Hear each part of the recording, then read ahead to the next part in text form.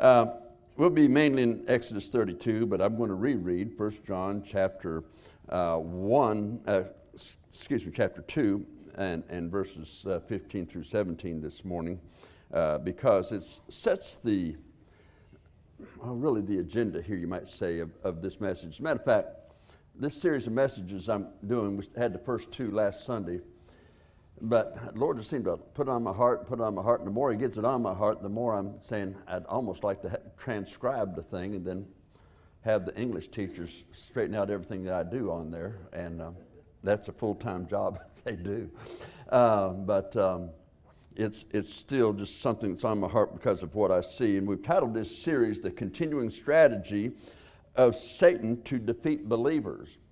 But if I added to that title, I'd say to defeat believers and local churches. Not only defeat, destroy.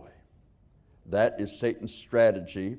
And we see that strategy in 1 John chapter 2 and verses 15 through 17, where he says, "Love not the world, neither the things that are in the world.